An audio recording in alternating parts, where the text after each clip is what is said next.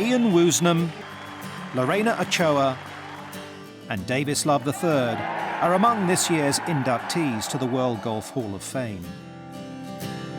The museum is located in St. Augustine, Florida, and is home to one of the biggest collections of golf memorabilia in the world.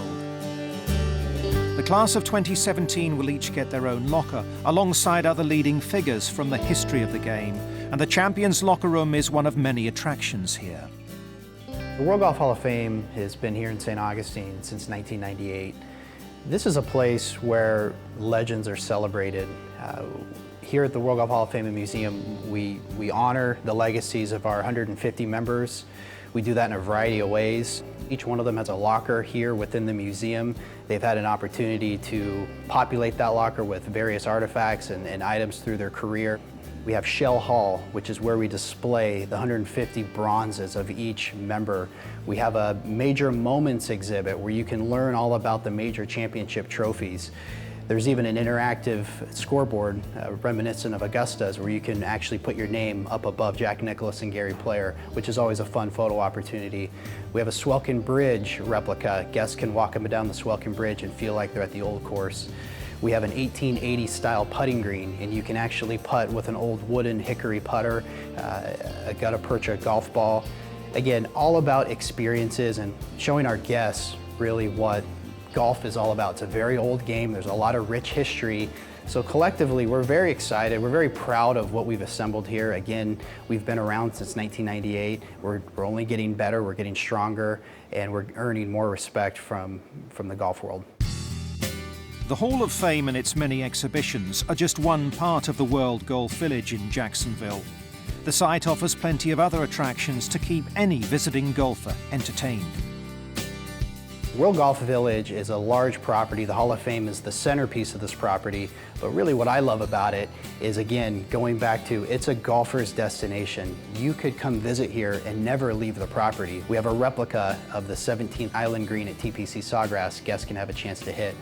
Caddyshack Restaurant is Bill Murray's restaurant. Bill Murray has been an icon in the golf world internationally. There's two golf courses, the Slammer and Squire, and also the King and Bear. The King and Bear obviously being Jack Nicklaus and Arnold Palmer is the only co-designed course that they did here in North America. Having the chance to go through the museum and then have these other activities at World Golf Village, again, we feel like this is a spot that deserves the attention of golfers. It's a bucket list destination.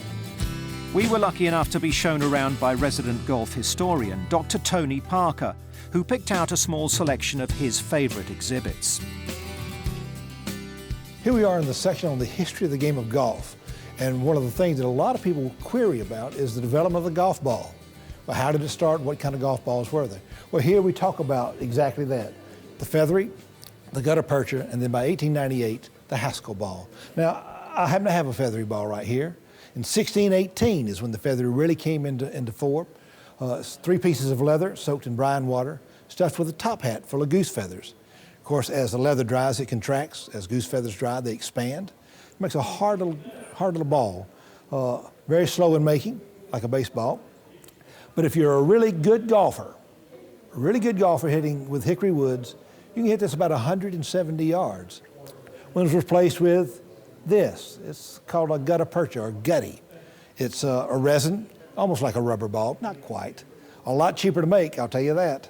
But one thing's for sure is it's a lot easier to make, goes further, except aerodynamically not very good when it's just rounded off. But they found out when they hit it with woods and irons, put little nicks and cuts and dents in it, it'd fly further and it'd fly straighter.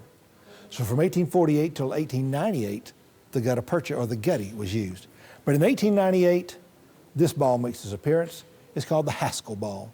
It's the first wound ball, solid core, rubber bands around it, and a gutta percha covering.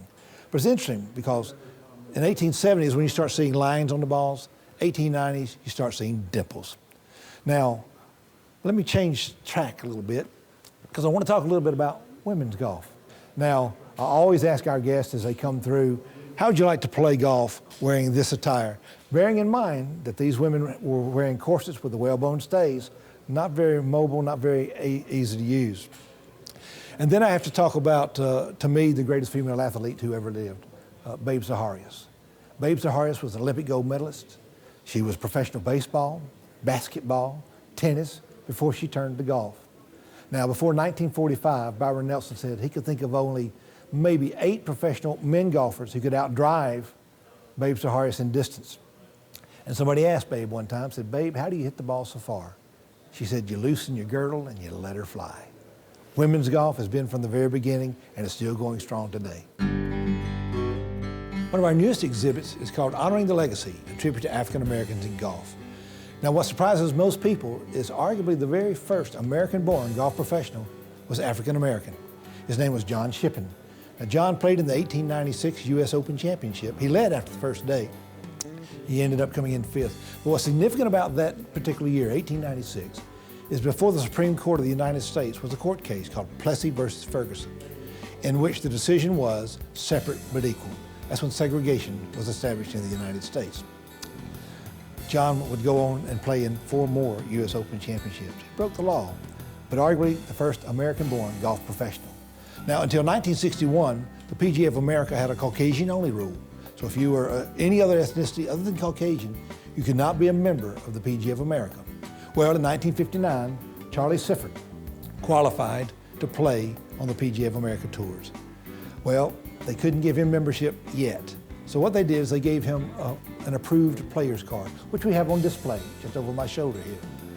1961, they eliminated the Caucasian-only clause, thanks to Charlie Sifford. Because of his actions, because of his pioneering efforts, people like Tiger Woods can play in the PGA Tour today. From celebrating the greats of the game to testing your own skills on courses designed by them, there's something for everyone at the World Golf Hall of Fame.